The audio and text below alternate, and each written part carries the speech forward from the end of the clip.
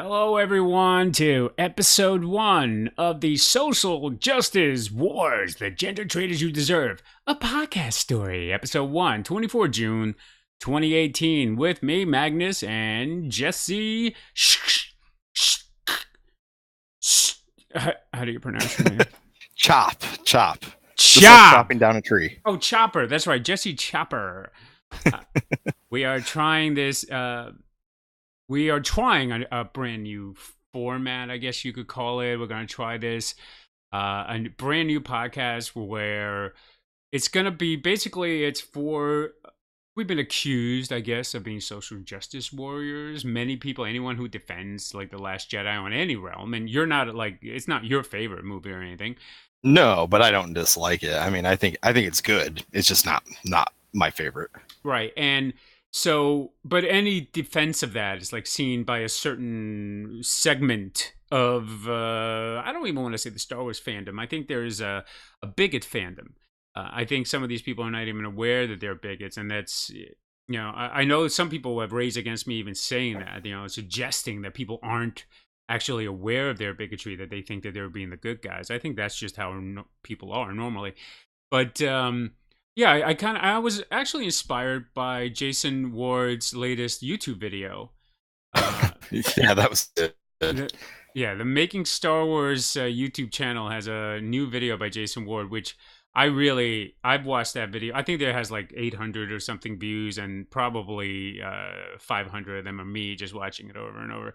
I thought it was really funny, and it's like Jason is very funny, very intelligent, and it's like the culmination of everything that I've ever enjoyed about his channel, not his channel, but his website and the podcast that he's done. It's just, it's 6 or 7 minutes of that, but done in such a way that is like, it's really his personality like shines through there. He's just being himself, and you could get like the 5-hour version of that podcast a couple podcasts ago. of that, but instead watch that YouTube video. It's really great. It's a great response to videos on YouTube, especially that have hundreds of thousands of views, because people gravitate towards this negativity. And the kind of the gender traitor thing that I'm on right now, the kick that I'm on, is that someone accused me of being a gender traitor, or social justice warrior, and a gender traitor pussy. Or which I think is a compliment. I mean, pussies are amazing and they give life. So why would it's like calling me a puppy? Like, oh, great, thanks. But there so much has happened in Star Wars world, and I think that people who are anti-social justice warriors, or whatever you want to call them, bigots, they believe things that are just not true, and we're going to kind of talk about that in this episode. And I'm sure that they won't believe anything we have to say, but it's based on reality. Like, and I'm going to try my best. I'm the worst at this. I've written out like points for us to discuss. I'm going to do my best. So what I'm going to do is I'm going to do the opposite of what I've done in every podcast I've ever done, which is talk throughout the entire podcast and then maybe let my co-host talk for 5 seconds. I'm going to posit the question, and then I want to hear your response, and then I'll respond to you. And we'll see how that works. Maybe it'll be a more streamlined. Maybe it'll cause us to talk for 5 hours. I don't know yet. Okay. But I want to try it and see how it works out. That's okay with you.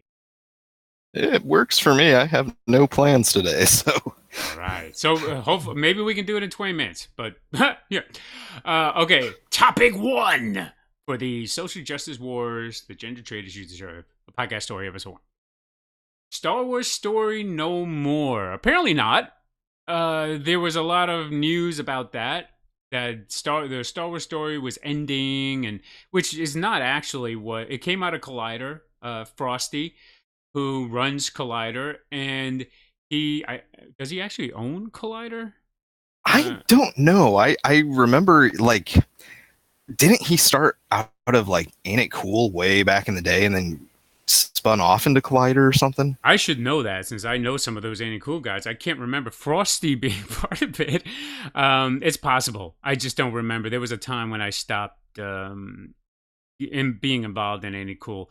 But it's very possible that he was involved in that and then he moved on to his other thing. I know that a lot of the guys who are still going strong today did start with Ain't It Cool, but I feel like Collider was his baby that he started with. Yeah, Then it I used think to you're be with right. Complex, and then Complex dumped them. I don't know if the Complex dumped Collider website or just Collider video. I don't know how associated they are. I don't know enough about that. And normally I like to go after Collider and anything that they report because but I've always found Frosty to be like a legit guy. Like he doesn't make Yeah. up things. And so when he posted that, I was like, okay, and I reached out to some people asking questions about it. And pretty much the answer I got was the answer that's out there right now, which is Lucasfilm is not saying much. But so what do you think? Like, go what we know now, what the Hollywood Reporters reported and all that. What is your opinion about what is happening with this story in particular? Um, just like as what I know of how like spoilers tend to uh or leaks tend to work and everything, I tend to believe more the Making Star Wars story, where a Star Wars story that none of us knew about, the Mos Eisley Star Wars story, ended up getting canceled. And just via a game of telephone from, the people that were working on that, all the way down the line, it kind of blew up into, well, all these Star Wars stories are on hold. And so I think that's probably the most accurate version of things. Right. Yeah, I think that the making Star Wars is a scenario that they've kind of posited because they don't really know, but they're hearing things from different people. It kind of, interestingly enough, collides with Frosty's reporting, but also in some ways collides with Bresnikin's kind of response to it. And I'd like to kind of clear that up a little bit. I do know that there's some kind of weird bad blood between Bresnikin and Collider. It's not overtly stated by any of them, but I do know this is a reality. Um I've had conversations with people on the side about this, and it's funny that this came up the first time I ever talked to anybody from Collider and the first time I ever talked to anybody from EW. This topic came up without me even bringing it up. So I know that there's bad blood. So I think Bresnikin was kind of taking a shot at Frosty, maybe. Um, Okay. and I don't know that for a fact. I didn't talk to Bresnikin about it, but I kind of felt like he may have been taking a shot. And I don't want to say that this is like the absolute truth, but it felt like that to me. So he was like saying like, this isn't true. I think that Frosty got close to the truth, and I think making Star Wars' version is also close to the truth. But I think the truth is a lot closer to what Collider reported, and I didn't think so a few days ago, but I think so now, and I know that Hollywood Reporter had a story about this, and Right. they kind of surf in the middle of both of that. And I think they are close as well. I think what happened was um, they they had never committed to doing Kenobi or Boba Fett. Kenobi and Boba Fett were in high development, if you want to call it that, like far along development. So they're ready to go into production whenever they want. This Mos Eisley thing, I think, was just canned as an idea, as a development idea. There is no way to me that I don't believe this is possible that Frosty heard that and was that confused. I think he heard that there were more than one production, a Star Wars story production, shut down, and then maybe he posited that. So the Mos Eisley one, yes, that probably happened because it wasn't a realistic idea, and they have multiple teams Right. working on multiple developments. So I think that there is more to this story than Lucasfilm and Disney want us to know. I think that there's a reason for it because they don't want to feed the media frenzy too much. So they put this out there and they allow certain people to leak information. Not I don't. Okay, I don't want to. This sounds sinister. This sounds like conspiratorial. I think that there are certain people in the company who know what is allowed to be out there, and so they let it out there through their whatever, the people that who journalists who are embedded with them or something like that, Right. who have integrity. I'm not saying that these people don't have integrity. I'm just saying they they're allowed to say certain things, and they know when they're allowed to leak and when they're not allowed to leak. And they utilize certain people to leak information that if they said it, people would doubt. But if someone else says it, they believe them. And I think that's the game that's being played. Do I think that Kenobi and Boba Fett are on hold? Yes, I do. I don't think we're going to hear an announcement on those anytime soon. And I think that maybe the decision would have been announced sooner if it was happening, because they need kind of they needed a little bit of good news after what happened with the Solo box office. Whether we consider it a success or not, whether we liked it or not, isn't as important as what the general public imagines is happening. And they think, based on the reporting, that everything is wrong, even if it isn't. They think The Last Jedi wasn't well received, even though it was mostly well received. It's just the narrative that's built up by the media, because the media needs clicks. And again, I don't think it's sinister. I think it's just very basic, the way people operate. And so there's nothing that Disney wants more and Lucasfilm want more than to reshape the narrative. And I think that's why they're going to try to make this go away however they can. And one of the ways to make it go away is to announce something soon that is bigger than this news. Yeah, they really need to. I was actually talking to my friend Colin the other day, and we were discussing how Lucasfilm has kind of not done the best job of shaping the narrative really in this kind of era of Star Wars. I think George actually did that a little bit better. I think Phantom Menace taught him a lot of lessons let's reveal a little bit of the production so that we can try to keep back some secrets. I think Lucasfilm plays it so close to the chest at this point that it's kind of the what's Tarkin say, or Leia says to Tarkin, the tighter you squeeze, the more star systems slip through your fingers. I think in a lot of ways that happens with Lucasfilm, but I don't think they've reacted well to a lot of things, and I think there are easy ways they could. I mean, just release a couple pictures of extras from episode 9, and suddenly everyone's talking about that and not talking about what else is going on. And I think they're just so set on being secret that it kind of bites them a little bit. Yeah, and I think that we'll go to point 2 here that's written down on my little list, which is the future trilogies.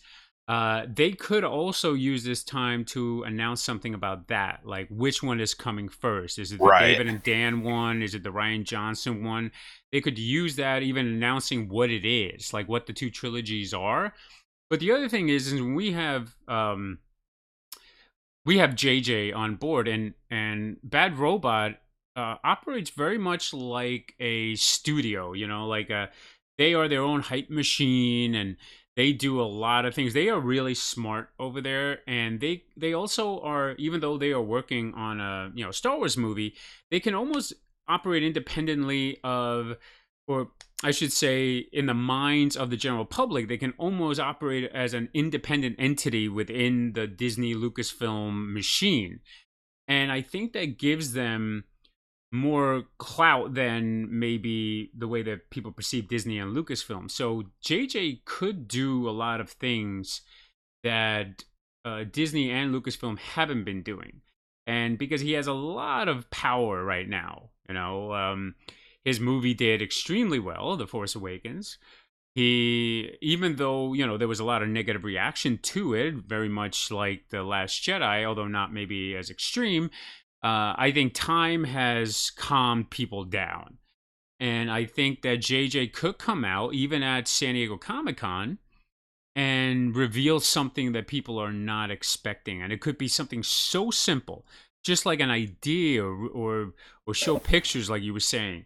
If that happens, I think that they could reshape the narrative that is happening right now. You build up excitement in episode 9, you build up excitement in whatever David and Dan are doing, you build up excitement even in Rian Johnson, although I do think that they're going to wait for episode 9 to come out before they start talking about Rian Johnson's thing. I believe Rian Johnson's movie will come out second at this point. I'm starting to think that David and Dan's will come out next. And that could come out, 2020 or something like that, although we'll talk about whether there's going to be a movie in 2020. But I do think that if they want to reshape the way that the narrative's going, I don't think you want to put out a Star Wars story soon. I think that right now it has a negative connotation that you want to kind of like, you want to put something in the path before you put that out there. And I could be wrong. They could, they might announce tomorrow that Kenobi is going into production. Right. Well, the one thing I keep hearing from people that would hear this kind of thing is that the on hold status even of the Star Wars story is really to allow them to recalibrate and refocus what that brand is. And I don't think that's a bad thing. I mean, if that Mos Eisley thing was actually an idea that they were floating around, that just seems like so out there and so not like part of a focus that, I mean, I think their original idea with the Star Wars story is, well, we could do pretty much anything. And I'm starting to wonder if they're questioning that and they're thinking, well, maybe we need to rein this in and, kind of have a at least some sort of theme than just we'll do whatever we want under this brand. Yeah, and I think to toss in another, whatever you want to call it, grenade into this conversation, into the discussion, I even hesitate to say it, but no, I'm not going to. All right. Never mind. But do you think that there will be a Star Wars movie in 2020? Do you think that they are going to push the D&D? Because they're probably the most likely scenario, simply because they may have already hired a writer that we don't know about. They may have already hired a director that we're not aware of. They may already have a whole development team in place while they're shooting Game of Thrones. They were never announced as being writers and directors of the series. Yeah, the one thing I've heard repeatedly is like I think even Ram Bergman hinted at Rian Johnson's trilogy won't happen till at least 2021. And something that I've heard a lot of times in regards to that is that people expected the D&D trilogy or series to happen before that. So I think it's possible that their first project could be the 2020 movie. I mean, they should be, like you said, they're not directing it; they're producing it. And so, if they've got other people developing right now while they are wrapping up production on the last season of Game of Thrones, and if when that ends early next year, once they become even more available, I could see no reason why they couldn't potentially shoot their first movie in the back half of next year. Yeah. And ILM has proven time and time again that they can turn out the effects in a crunch between also Rogue One and Solo. Yeah. So I could see them, having enough time to get that ready. And I've heard that there may even be, there was a joke around The Force Awakens, which was like practical effects, but I've actually heard that they're even leaning more on that for whatever is in development right now, which I think is the D&D thing. They are leaning even more heavily on practical effects, which means that they could shoot it in a few months and have it ready in a year.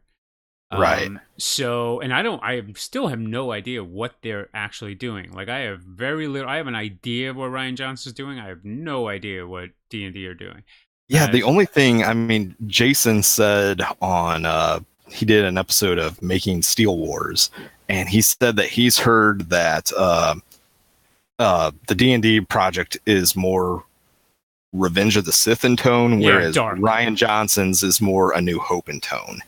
And so he said that this is more of, you know, your adult Star Wars, for lack of a better term. And I think even that's the only thing I've heard. I think even Rogue One might be a better example than Revenge of the Sith. Because I think it's going to be adult, but we already have an example of that. And I think that's Rogue One. Yeah, I could see that. I could see that. And I would even, to toss out a Star Wars story reference, I think, Ryan's is going to be more like Solo. Yeah.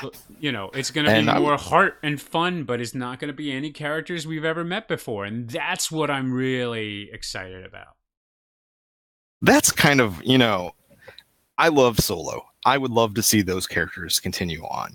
Apart from that, and apart from seeing how episode 9 wraps up, I really want new things and to go into these new territories and see these new characters and see, you know, there's a part of me that wants back that feeling of the pre-production or the production phase of Phantom Menace when they were releasing designs of ships and stuff, and you're like, whoa, I've never seen that before. You know, I want a little bit more of that than, oh, cool, that's a, you know, a riff on a current design that they have. You know, I want something completely fresh and completely original.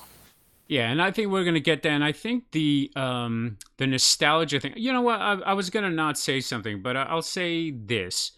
I think that the retooling that Lucasfilm may be doing right now, and this is part conjecture here, is that they are going to use TV as the source for the original trilogy era, and they're going to start using the movies to move beyond that.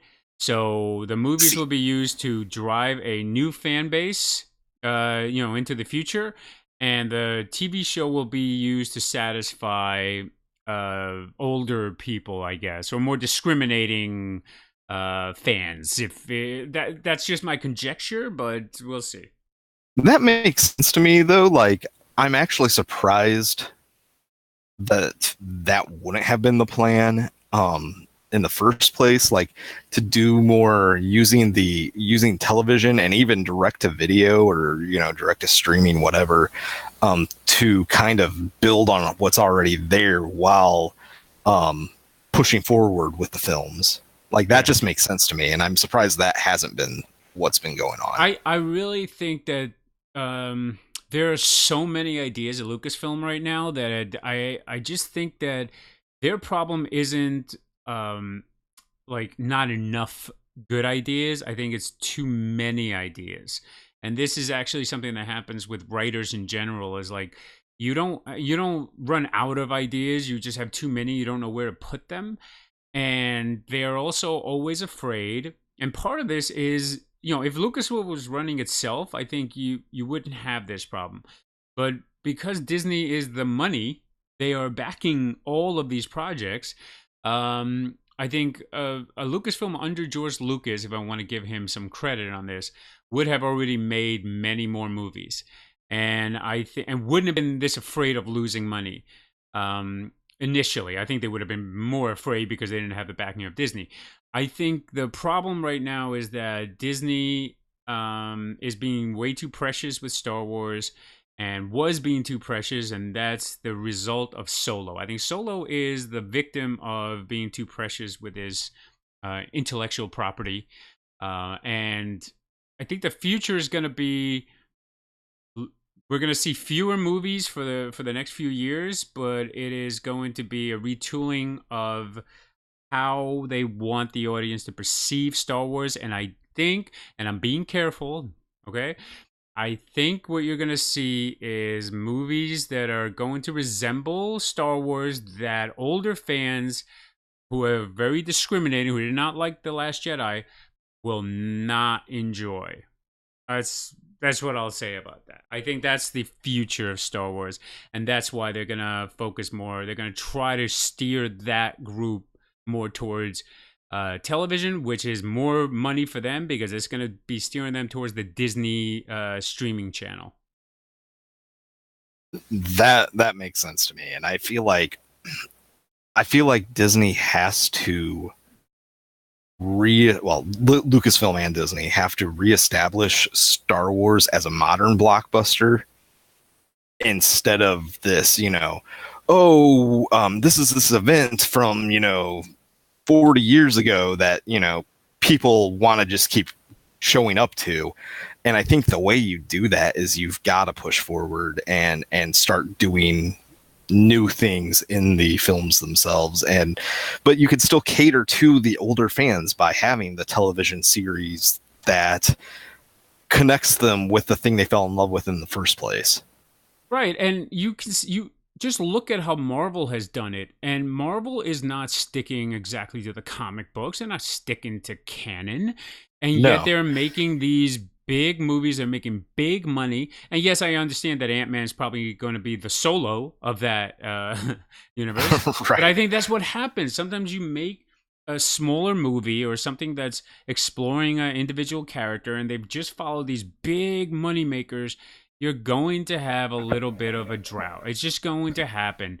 And Solo is just an example of that. And I think that I don't have a big problem with them shutting down Star Wars story, but that's not what's happening. And so I think they're gonna just slow things down a little bit, look at how to do it. And I actually think that what may be happening inside Lucasfilm right now is that their retooling of the Star Wars stories is to amalgamate the stories so they can bring Boba, Kenobi, or let's say Kenobi, the bounty hunter story, whatever else is it, all of those stories together into one big movie. I think that may be what they will go for more than anything. And that movie will probably piss some older fans off because it will not be, I don't know, it'll be less precious about things. And I think, unfortunately, that ending in Rogue One was very popular, and I think that is the future of Star Wars movies that are not trilogies. You're going to see more Vader fighting. And I'm not saying Vader because I don't think they're ever going to do that. But you're going to see more Vader fighting people in a tunnel that doesn't make any fucking canonical sense. They're going to do stuff like that with OT characters that are going to appear in movies in the future. You're going to see more things that don't necessarily follow the canon physics of the Force and things like that. And I think they're gonna be more fun and wild. And if you had a problem with the Last Jedi's physics, I think you're gonna have. But I just think that was BS. I think no one would have had that problem if there weren't so many women in the movie. So. Yeah. It'll be interesting to see what they end up doing with the whole Star Wars story, and when they actually will announce what their plans are for Beyond, or at least clarify what their plans are for Beyond 9. Clarify is a great word, by the way. Clarify. What they just need to clarify, and they will. Yeah. Come on. It's just I've seen on Twitter, especially, just people seeing overwhelming anxiety about Star Wars at the moment, and I think a large part of that is just everything has been so ambiguous, and I feel like just a little bit of clarification, throw the fans a few more bones here and there, and I think a lot of that would go away. I agree. Let's go to point 4 or whatever it is now. George Lucas's quote unquote original plan. Was there one? Was it a nebulous idea? The microbiotic universe that he talks about, which is like midichlorians. It basically would have explained midichlorians. Like midichlorians explain the Force. Now you can explain midichlorians. Which I've never had a problem with midichlorians. It makes perfect sense to me. I don't know. I think it was one of those manufacturer outrages that has never really sat well with me. I think it's just like people went like, wait, what? And in fact, I was really disappointed the other day. I saw that Star Wars Explained did a video where he goes, "I never like." And by the way, I like this guy, so I'm mocking him right now, but only because of what he said. I never liked the midichlorians because I don't like the force being bacteria, and I want everyone to have it. One, okay, let me address this. One, it doesn't fucking matter what you want. It doesn't fucking matter what you think, okay? It matters what the creator wants and what the creator thinks. You can't fucking create your own headcanon if you're gonna fucking run a channel called Star Wars Explained. To me, that's ridiculous. Two, that's not what the fucking midichlorians are. How have you gone fucking almost 20 years now and still not fucking understanding? You have a channel called Star Wars Explained, which is amazing, and you still have this fucking issue that isn't real. Like, you've just bought into, like, the bullshit that people say about what midichlorians are. It's very simple. It's explained in the movie what they are, and the only reason that fucking Qui-Gon tells Anakin he's looking for bacteria in his blood or whatever the fuck he says, infections in his blood, is because he's lying to him. Because Qui-Gon is not the normal Jedi. He does things differently. Like, why does this have to be explained? So, Star Wars Explained, please explain that to yourself. But I know. Listen, again, I like Star Wars Explained, but the Microbiotic universe, I do think, and I'm gonna let you talk more about this. I do think that this was a very nebulous idea by George that he never had to write. It was a very platonic perfection to the extreme. Like, he never had to do it. So now he's like, oh, that's what I would have done. I would have done the Microbiotic universe, and it would have been, and people would have hated it, but I was gonna do it. And I'm like, yeah, I mean, you can say that because you're never gonna do it. Go. Yeah, I think it was like would have been an element of his sequel trilogy, but I don't think it would have been what the sequel trilogy was about. I mean, just reading the art of like The Force Awakens and the art of Last Jedi, you start to get ideas on where George wanted to take things, and it seemed very much in line with what Rian did with Last Jedi. Yeah, but almost exactly. Yeah, it's like basically The Last Jedi would have been George's episode 7 with a few elements of The Force Awakens. And I think we would have gotten a little bit more in depth with the Force and the wills and midichlorians and stuff, but I don't think it would have been the focus. The movies wouldn't have been about that. It would have been, yeah, I agree. It would have been, it still would have been the female Jedi and the fallen Solo. Yeah, and also the Luke Skywalker who has gone away. Yep. So it's the exact same story. Like, I don't know. People have like this weird idea of what Lucas had planned, even though we already have evidence of what he had planned. And I agree with you. I think it would have been like an element of those stories in the same way that the quantum universe or whatever exists in Ant-Man. I think like it's like 2 scenes, it's like not that big of a fucking deal. It's like it's there to explain something, but that's it. And I think it's interesting, the idea that George had, but I'm not sure. I think that would have worked great as a television show. I think midichlorians as a concept works way better in a television show where you have more time to explain it. I think when you explain it very quickly, and that's why I've always said midichlorians was a mistake by George not to introduce them into the universe, but to introduce them the way he did. He kind of like a throwaway line that's repeated twice and then once more in Revenge of the Sith. I think that it's problematic to do it that way, and but George made a lot of mistakes in the prequels, where I think he counted on, especially in the Phantom Menace, I think he counted on the fans to just go with it, and they didn't. And that's, I don't listen. The Phantom Menace is my favorite of the prequels, so I don't really. Oh, mine too. I don't have that many issues with it. I think it's the best shot and all that stuff. But, yeah, I really think that anyone latching onto this is like, this is what George would have done. It's easy to say what you would have done when you don't have to do it. That's pretty much my analysis and yours, I guess. Pretty much. Point 5. Mike 0. Is the 0 for accuracy? Yes. Okay. Point 6. No, I just. Mike 0, like he's like been doubling down on how wrong he is, and then like saying like, oh, this is I think the other day he reported a story that's like a year old as like I don't know what the hell this guy's doing. Well, But he's now like asking Alexa for spoilers, and whenever oh she my said, god. the device says, "Well, that's confirmed." It's like, seriously, dude, like, come A on. friend of mine once said that he was like Super Shadow, where he thought the Super Shadow was a joke, but Making Star Wars has confirmed, Jason Ward has confirmed, because he worked for Super Shadow briefly, or worked with him, I should say, that no, the guy was serious.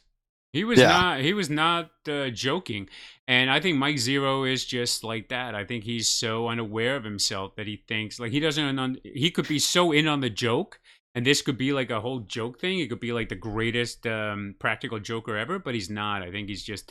I think there's I something think wrong with him. I think he's this generation's or this era of fandom's Super Shadow. I think Yeah. that describes it I perfectly. agree. Yeah, 100%. And StarWarsNews.net. I think that's the other one. I mean, StarWarsNewsNet.com. I think they, even though they get a few things right, because they clearly have somebody in on the movie theater side, so they know when trailers and stuff are coming out. But Yeah. movie-wise, they just make up spoilers, and they remind me a little bit of Heroic Hollywood. How they just Oh, make up stuff, and you're just like, wow, man, yeah. that's Like interesting. that's not nothing against well, nothing against the people who actually run the site, but whenever they try to break a story related spoiler and they go all in on it, it's been wrong every Every time. single time. I It's know. like, stick to what you guys do best. You clearly, like you said, they've gotten in on the movie theater side, and they do a decent job of Aggregating. aggregating. Yeah. Yeah. So just focus on that, and I think if they did that instead of trying to, be the next Jason Ward, they would just do a lot better, and I think they'd And have a yeah, more respected place in the fandom. I also think that, and I actually go, even though I despise them as human beings, I use them for the aggregate source, like, Yeah, because they do that really well. And yeah, they do. I just think that, unlike you, I do think that they're terrible human beings.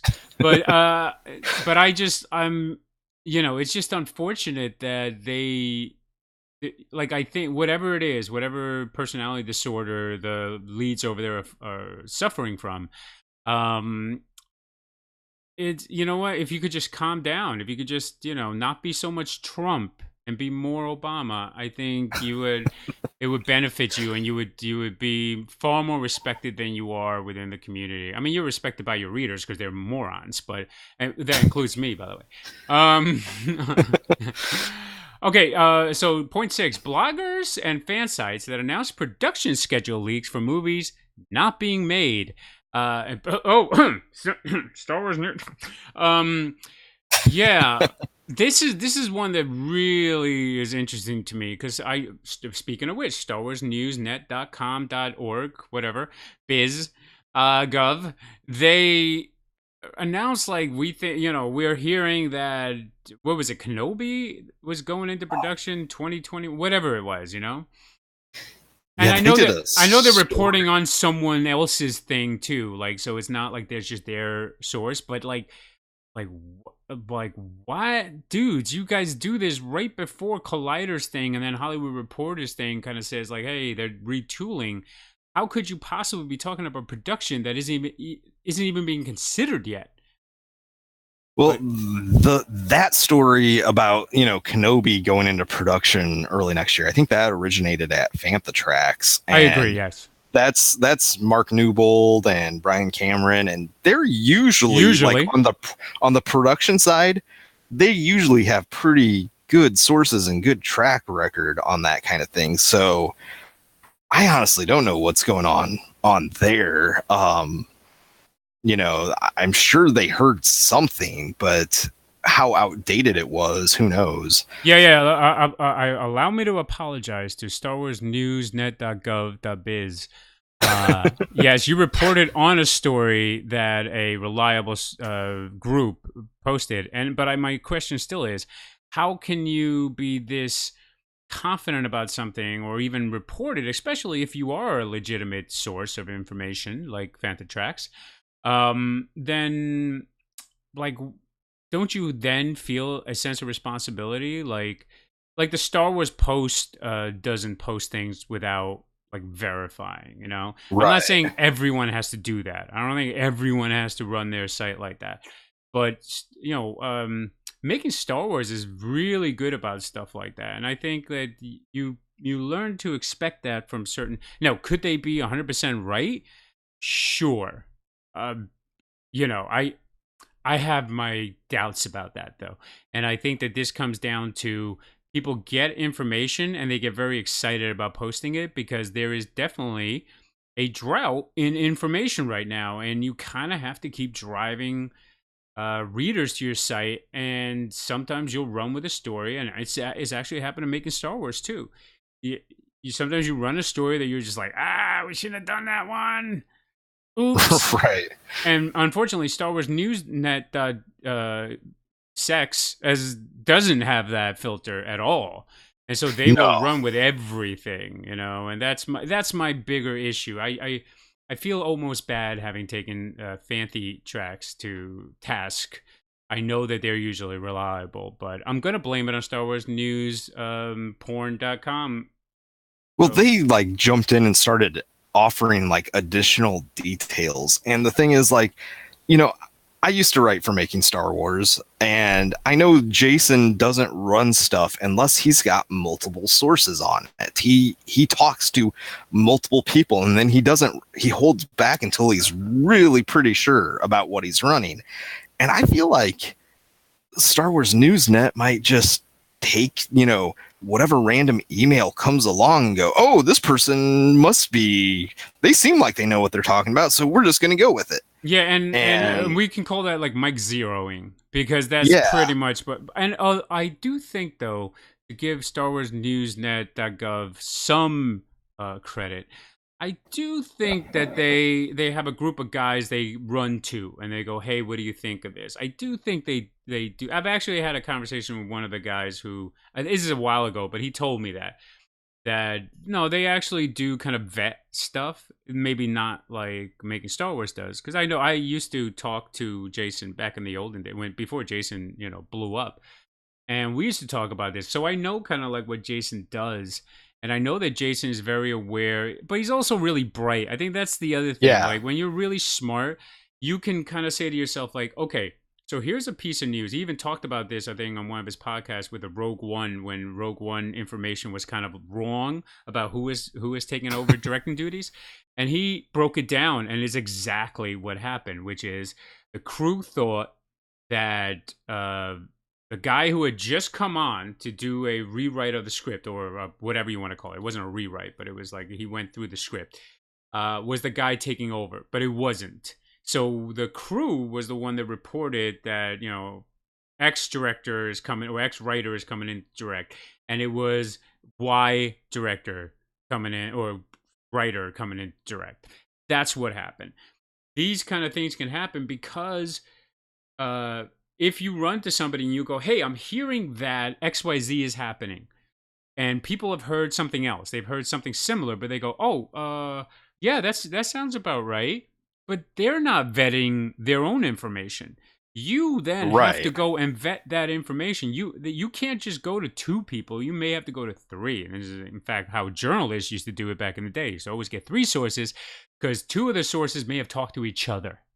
And that's always a problem. So you can have two people who just talk to each other. And it's actually really easy to put in fake spoilers this way, which I suspect sometimes Lucasfilm does, is that they will tell somebody something that's in the vicinity of a real leak, but it isn't the actual leak, but it's close enough that it sounds believable. And then people pass it around until it becomes a leak. And then people go, why were they this wrong? And that, I think it actually happened to Making Star Wars on The Last Jedi, where there was information that kind of sounded right, but it was wrong because all of the other evidence they had pointed to it being right. But it wasn't even that it was a ruse. It was just that once you start telling yourself this is what's happening, you begin to believe it, and then your sources begin to believe what you just posited. That's a danger. And Jason's very smart about that. And I think he's gotten even Yeah. smarter because of what happened with The Last Jedi, because he recognizes now that, like, oh, yes, I can taint the evidence of that I'm collecting. I can taint it by positing even anything into it. And I think that's what happens a lot. And you have to be real careful about what you say to somebody when you're trying to get them as a source. Do you remember back when The Force Awakens, before it was even shooting, there being a rumor about Count Dooku's relative being in the movie? Do you remember that one? I don't know. Because that ended up being true. Because the lady that plays the Doctor is Christopher Lee's niece, the one that treats Chewbacca and tells him That's he right. must be Okay. very brave. Yes. Like, that's Christopher Lee's niece. So a relative of Count Dooku was in the movie. And it's so easy for like rumors just somewhere along the line for someone to posit something, like you said, and put their own spin on it. And suddenly you get something that's completely, that sounds fake, like, you know, Count Dooku's niece is in the, or Count Dooku's relative's in the movie. Well, yeah, Christopher Lee's relative was in the movie. You know, it's a, in some ways it's a game of telephone, and, you know, you have to be smart about what you run and where, you know, make sure you're checking as many sources as possible with that kind of thing. And also, like, the fact that many insiders believed that the Knights of Ren were in The Last Jedi. And it wasn't until very late in the game that we realized they weren't. And I say we, I mean, they realized, that we as the audience realized they weren't. And part of that problem came down to the crew not knowing who the Knights of Ren were. And so if you ask them, hey, are these the Knights of Ren? They go, yeah, probably. And then they're not even sure. They're like, oh, because they didn't know. They're like, yeah, the Praetorian Guards are probably the Knights of Ren. So, because they don't know anymore. Like, they know what they're shooting. It doesn't mean that they know everything about the story. They're not all Star Wars fans. Right. So, you know, and especially if they're local crew. They just work on tons of movies. They don't have no idea what's happening. And most of the leaks are probably coming from local crew as opposed to Lucasfilm or Disney people who work for every production. And so, and I think, you know, there's a way to close that gap a little bit. And I think that Lucasfilm has kind of figured it out now, how to do that. And that's why we didn't get as many leaks for The Last Jedi. Solo was, even though we kind of had an idea of where that was going, the leaks for Solo were not many. Because the movie was very on the nose anyways, so I guess you didn't need that many leaks, because we kind of could have just, you know, any fan could have written fan fiction and come up with very close to what the movie was about. But yeah, I think that they've just learned how to close up the gaps that they had for The Force Awakens. The Force Awakens was the biggest gaps. I think we're going to have fewer for Episode 9, and not because of JJ. I just think that they've learned how to limit the information with people who are everyday, not everyday crew. I think that's what's happening.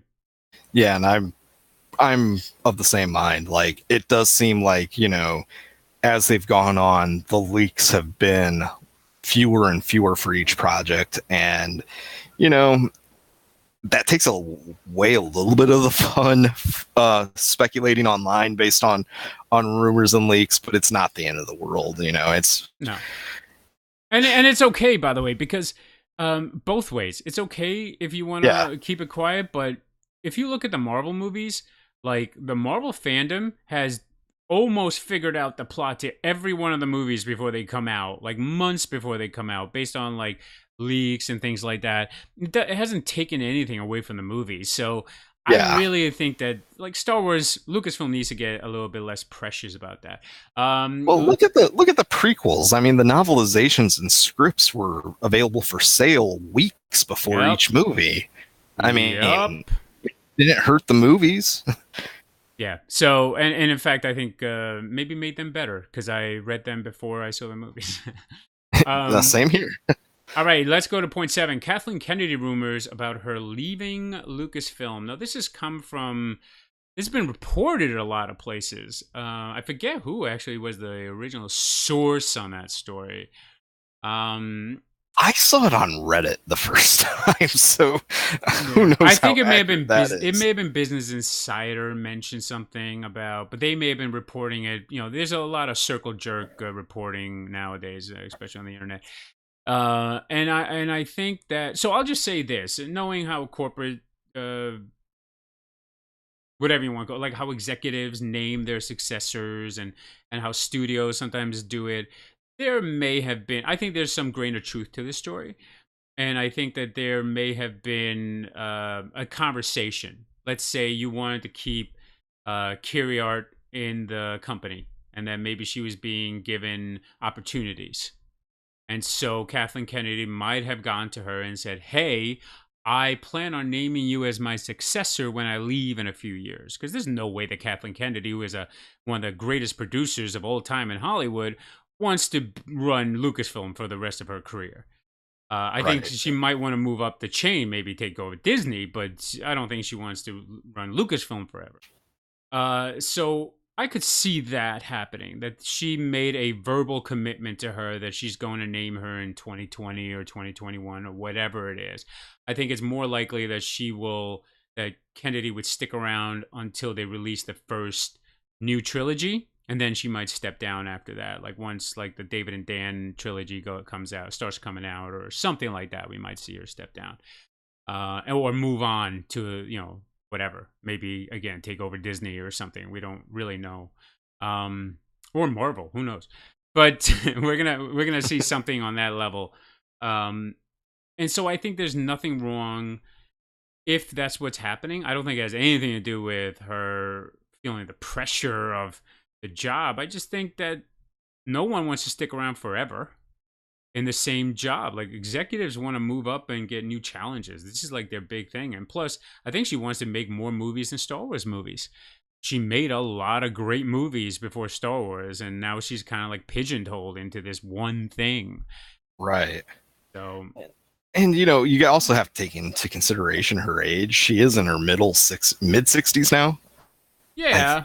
I mean, so at a certain point she's going to want to think of retiring, but whether that's retiring for good or like you said, going and back into just producing instead of being the head of this company, who knows. But I don't necessarily think it's going to happen soon. It's not going to happen before episode 9's released. No. At the easily. So I think, and I don't, and it's even if she comes out this fall and says, I'm leaving after episode 9, it's not going to be the end of the world. I mean, she's smart. She's good at what she does. She's going to make sure the company's in the right hands when she goes. How many times has Iger said he's leaving? Oh, yeah. He he was originally supposed to be gone, a couple of years ago. 2015, I think. Yeah, I think you're right. And he's had his contract extended like twice. Yep. So who knows? I mean, we'll see. We'll see whether, I like Kathleen Kennedy. I think she's made fantastic movies. I like the movies that she's made at Lucasfilm. I don't have any feelings one way or the other whether she stays or not. She's not as long as they're putting out good movies, that's all I care about. Yeah, I mean, people act like Kathleen Kennedy is like walking around with a big stick, hitting people over the head and telling them what to do. Like, that's not how she runs the company. The company is run by the producers. The producers, who run the development projects, and then she is like, the oversight of that. Like, that's it. Like, she knows how to delegate. She doesn't oppress people. And yes, she is intimidating. People who work for her will tell you that she can be very intimidating because she has a lot of success, and that can be very intimidating to like young people who work for her, and even older people who work for her.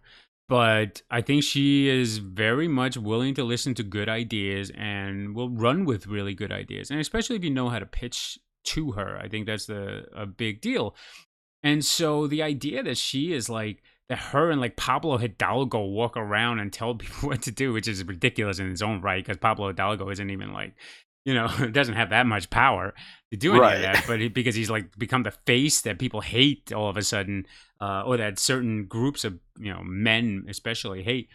Then they think that like he has more power over there. And Kathleen Kennedy is a good delegator, and I think that oops, I just almost dropped my microphone. I think if she left, it wouldn't be that important. I think that the person she would choose to replace her would be just as focused as she has been on basically equalizing the playing field. And, some people say like, oh, that's why this podcast is called Social Justice Wars. The idea that somehow inclusion means you're taking away from someone. No, I mean, what you're doing is you are giving the same opportunity to, and it's been unfair for all this time. So the notion that you need more men, and somebody posted the other day, like the amount of dialogue that women have had in these movies is not even 50% yet under Kathleen Kennedy. Right. So men still dominate these movies. And the idea that like you get upset over that is like you're the problem. The men who call people like me or Jason Ward like gendered traitors and soy boys and social justice warriors and all that stuff as an insult, they and calling themselves alpha males. What real alpha male is intimidated by a woman having a fair shake? Right. It just comes down to a lack of confidence in themselves. I mean, they're just sad. I think you're right. I think that's what it is. I think that they are sad, and I don't mean that as a pejorative. I think they are sad. Yeah. And I think that's what it is. And it's manifested into this really vicious thing that, unfortunately, there's no easy way to deal with. And so let's go to point 8. Is LFL finally listening to the fans, as some have suggested? I've seen some videos, some articles on this. Lucasfilm, are they finally listening to the fans now that they've trashed the Star Wars story and all this shit that they believe is happening, or Kennedy stepping down? Do you think that Lucasfilm, Disney are finally, quote unquote, listening to the fans? Lucasfilm always listens to their fans. It doesn't mean they're gonna do what their fans are. But which fans? Which fans? Exactly. Like they've got a plan, and I'm even if they're in a recalibration or refocusing phase, just because an angry group of fans want to make remake the Last Jedi or whatever, like they're not going to go for that. I mean, they've got better things to do than to cater to a small group, Yeah. Even if they can get like 1 million views on a video, that doesn't mean anything. Like studio executives are not cowering in fear of like fanboy rage, because they cower in fear over numbers, and they're afraid of that solo number on some level, but they also need more numbers than that. Like that's not enough to do it. It's if episode 9 bombs, and it will not. There's no way it will bomb. Oh, no way. I mean, historically, conclusions to trilogies outperform the second part. That's just what happens. People are wanting to see how the story wraps up. Yep. And I think that's I mean, listen, as you were saying, like The Last Jedi, no matter what your feelings are on that, you're still going to turn out for episode 9 just to see what happens. You have to see what happens. Absolutely. You want to see the end of the story. Yeah. Oh, and speaking of, you brought up the remake of The Last Jedi by some ridiculous group. My favorite response to that was Rian Johnson retweeted it and said, please. I love that. That was so funny. And it's like, it's so ridiculous because one, you would have to get permission from Disney and Lucasfilm to even do that, and they're saying they're collecting money, and they've been talking. They just said that they collected $100 million. No, actually, no. You've gotten promise of, like, anyone could just say, "I'm going to promise you $20 million." It doesn't mean anything. They don't have to give you any money. So oh my God, this is like delusion of grandeur on top of delusion. It is so ridiculous. Like, if you don't like a movie, then that's fine. We're not going to force you to like a movie, but oh my God, go make a fan movie. Just go make a fan movie and show us first. Like, I would say that, like, first show us how good of a filmmaker you are. If it was so easy to raise $100 million for a movie, everybody would be making movies. Studios would be doing that constantly. They'd be like, "Oh, let's raise money." Like, you can maybe raise $20 million to make a movie, crowdfunding, but yeah, it's ridiculous. And they're not going to remake The Last Jedi because they loved it. It doesn't matter that you didn't. The executives at Disney, the executives at Lucasfilm, they loved that movie, and the proof is in the pudding. They gave Rian Johnson a trilogy. I loved when they retweeted Rian Johnson's response and were like, "See, even he doesn't like it." And it's like, oh my God, either they're really that tone deaf, or they really know how to play to their base. But yeah, it's just, I think that's what it is. I think they're just I don't think maybe they are that delusional. Maybe they, they're not even self-aware on any level. But I hope it's a joke. I actually do. I hope it's a joke, because otherwise that's really scary that this fandom is so popular that this kind of thing can get traction enough that people are reporting on it. It's like, I mean, people on the news are reporting on it. Well, you have celebrities like Seth Rogen has been like verbally sparring with them about it and stuff like that. God. I mean, it's become an internet joke. I mean, people just look at it and roll their eyes, and it is what it is. It's ridiculous, but yeah. And I wanna read something. I'm not gonna say who sent this to me, but I've gotten permission to at least read part of this. And I want to say that this is someone whose opinion I value. The quote is, "There is a damage in the reality of a subsection of Star Wars fans who think Kathy is intimidated by the Last Jedi reaction and solo box office performance, and that it is why they're retooling. That is the farthest thing from the truth. The companies are ready to go for broke and make movies we want to make. I mean, they want to make, not catering to a dying and hypercritical fan base of older, more rigid male viewers. To survive, they have to change. Wait until you see episode 9. Whoever wrote that, thank you. I'm looking forward to seeing which direction they go, and to kind of, I don't know if spite's the right word, to spite that group of ignorant bigots. If this person who wrote that is someone who knows things, to me that's what that reads like. It reads like they are doubling down on the thing that those guys dislike because they want them out of the fandom. They are willing to burn bridges in order to get them out because they only bring negativity, and the faster they get them out, the longer Star Wars will survive. Well, fandom would be better off without them. I mean, that's why you're seeing like Jason Ward and other fans kind of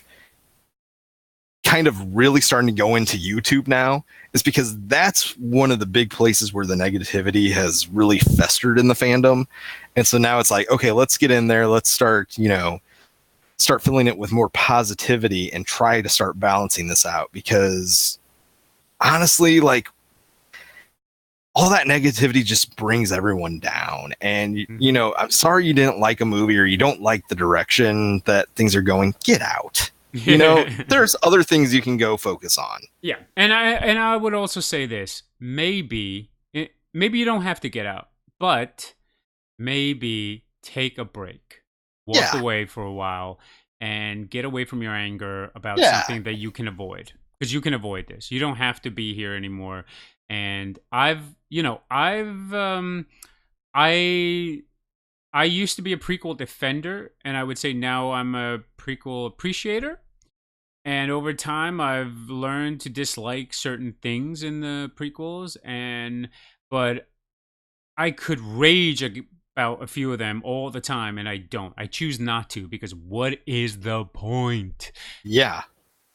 So, Like, yeah, and like you said, maybe just walk away for a little bit and then come back.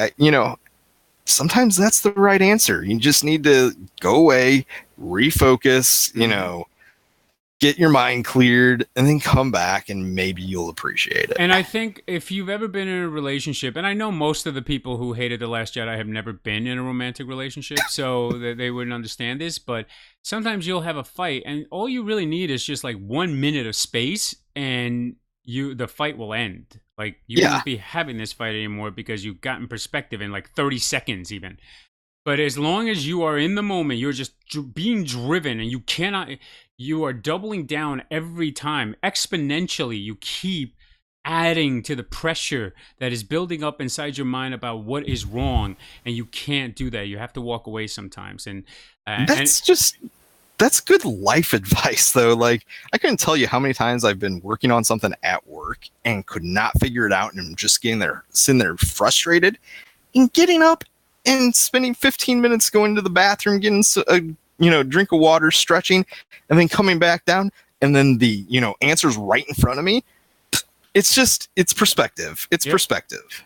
Yep. Definitely. Let's go to point 10, episode 9 rumors. And I want to touch on one that just kind of came out, and that's that Obi-Wan is in episode 9. And these are not I haven't spoilers. seen that. Okay, so there's a rumor right now that Kenobi is going to be in episode 9, and that's why Ewan McGregor was training and all that other stuff.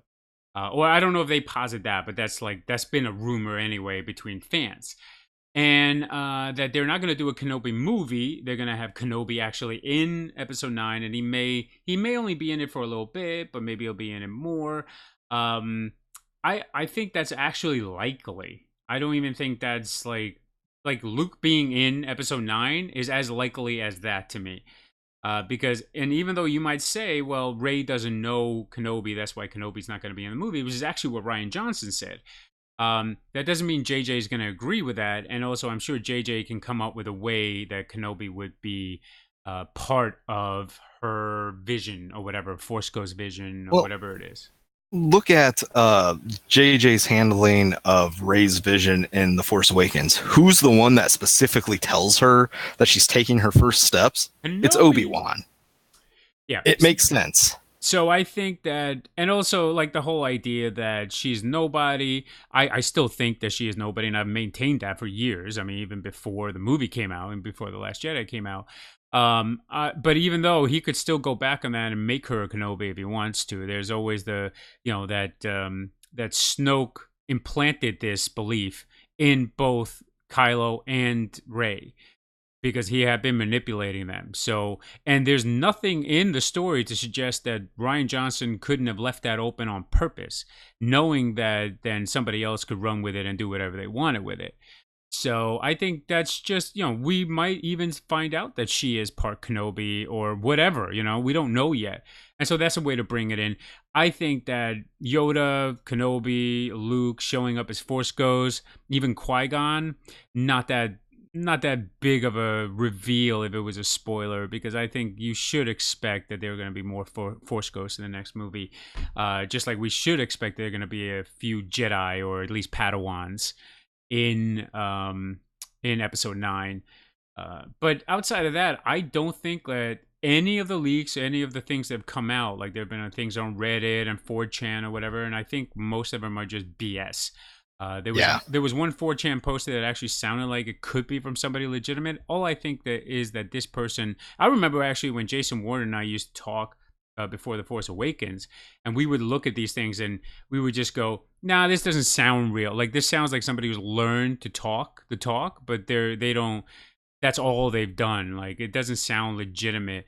And that's the kind of thing, like, I still look at that stuff, and you don't even need insider information to kind of look at something and go, nah, this sounds way too fan servicey. Or even J.J. Abrams, like, he's not going to do some of this stuff. He's not going to make it. And also, some of it just feels like it's just dark for darkness sake. And I don't think that's not going to be episode 9. I think episode 9 is going to end on a very uplifting sequence of events. Yeah, I think it will too. There's a part of me that wants it to be secretly a Revenge of the Sith, in that it leaves the story open for further adventures on a down beat, but I don't think they'll do that. I think they're really looking at this as the conclusion to the Skywalker saga. Mm-hmm. Yeah. I think you can end that by having Kylo and Rey. And I do think that this, I don't know anything. I'm just saying, like, I do think we could see them starting a new Jedi Order together, with the dark side and the light being taught. And that all of a sudden now you have a lot of opportunities to take that story. Or you would have competing Jedi Orders, one that's dark side, one that's light. I think that's where they could take it, and then still end on a kind of, like, not the happy ending of Return of the Jedi, because then you feel like you have nowhere to go, and you have these people complaining about, like, well, once there's a happy ending, you can't make another one, which is a very immature way of looking at things. Like, everyone has a happy ending every day, and then you have something terrible happen to you, and that's life. You can't just keep making movies where, like, if something ends on a happy ending, you can't make another one. It doesn't even make any sense. Then Black Panther shouldn't exist beyond the first movie. So I should clarify, like, when I say I don't want, like, necessarily a happy ending, I don't want a Return of the Jedi where it seems like everything's 100% resolved. Yeah, I don't think that's gonna happen. I think they learned from that mistake. I think that George Lucas made a horrendous mistake with Return of the Jedi. And on many, even though it's one of my favorite of the Star Wars movies, there's a lot of problems with it, storytelling wise. And it's just a fun movie. And I think, just like The Force Awakens, these are really fun movies. I like watching them. It doesn't mean that they are the best movies. And so I think that episode 9 is going to be fun. I think it's going to be more fun than Return of the Jedi, but I also think that there's going to be maybe not a melancholy ending. I think it's going to be an uplifting ending with a twist that people are not expecting. And I think that twist would be that Kylo is still alive and either has chosen a different path or has started an order that isn't evil necessarily, just dark side.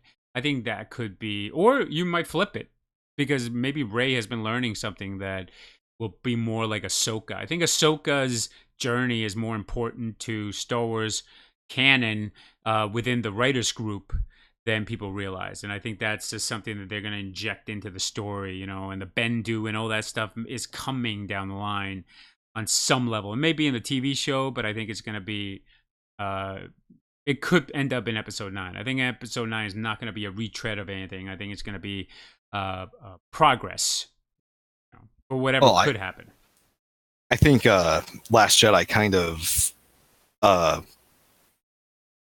of makes it so that episode 9 really can't be a retread of anything. Mm-hmm. Like, it was very much Rian rearranging the pieces on the board so that you can't do the same thing over again. It's beautiful. That's why I love The Last Jedi. All right, let's move to the next topic. We only have 2 left, and one of them we may skip. Solo on Blu-ray in September is the rumor right now. Do you think that is too early or perfect timing for changing the conversation? Nah, it's going to be September. It's going to be September. It just makes, when you look at the standard time between when a movie is released in theaters and when it first hits video, it's right about 3 to 4 months now. And so it's either going to be the very end of August or early September, but there's been enough enough materials that suggest that there's going to be some sort of marketing push, as far as like new books and whatnot, coming around that time, that it's going to be about then. Yeah. I mean, I think it's definitely going to be around then. We already seen the cover of it. I like the cover. I want to own the movie anyway, so because I've seen it 6 times in the theater, almost saw it 7th time, but decided against it. And we're tied right now. Yeah, so we're tied. So, and I'm sure I'll watch it many times. It's a very easy movie to watch, but I think it's one of those movies, and I've been comparing it to Edge of Tomorrow, where I think once people see it, they'll be like, oh, damn, I should have seen this in the theater. Yeah. They'll regret not having seen it. And it's a really good movie. Even if you hated The Last Jedi, or maybe especially if you hated The Last Jedi, I think you will really love Solo. Unless you're a bigot, in which case you're going to hate it because the women in the movie are pretty much way better than Han. So yes. I think it should have been better marketed for that. But yeah, I think it also makes me wonder if something isn't coming Thanksgiving of this year, like a teaser for episode 9. It's what JJ did with Force Awakens. Like a teaser for episode 9. Look for it. I'm betting money on this one.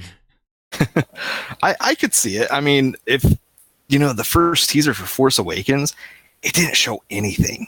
Like, but it's still great. Have you watched it recently? It's still a fantastic teaser. And it's just, a bunch of quick images, really. And you can easily do that again for episode 9, and then have the first story teaser drop at Celebration next year. You can even storyboard the teaser. Like, you need like 15 seconds of footage, let's say, and then you can cut out like they did with the first Force Awakens one. And so you have like 15 seconds of actual footage, and then so you get 45 seconds of total teaser out of it, or even 30. And that means we're going to get a title not too far from now. Yeah, and I'm really curious to see what that is. That's finding out the new Star Wars titles has always been one of my favorite parts in the build up to the new movie. I can tell you what I've heard the title is. It is Star Wars Episode 9, The Social Justice War.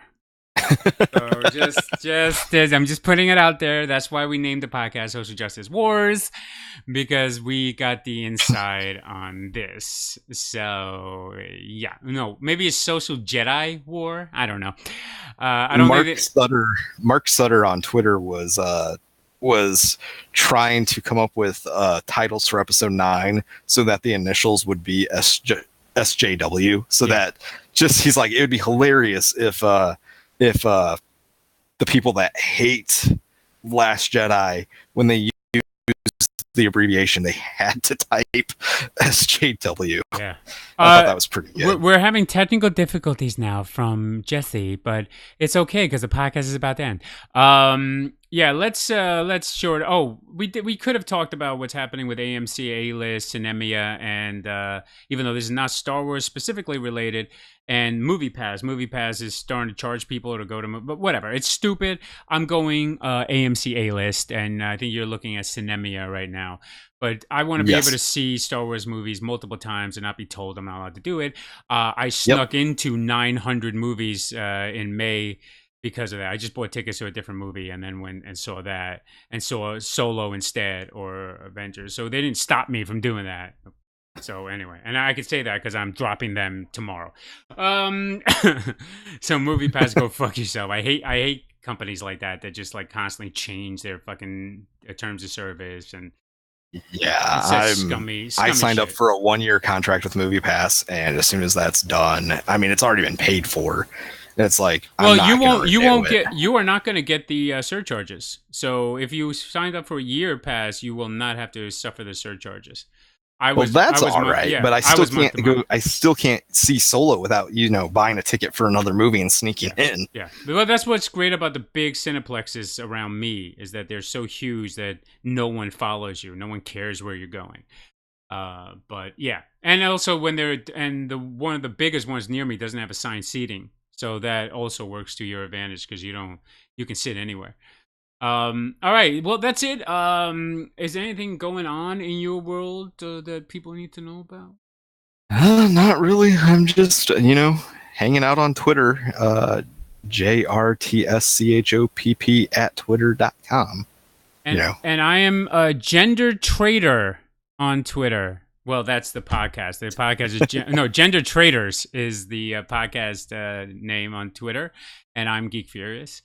And yeah, that's it. This is the end of episode 1 of Social Justice Wars: The Gender Traitors You Deserve, a podcast story.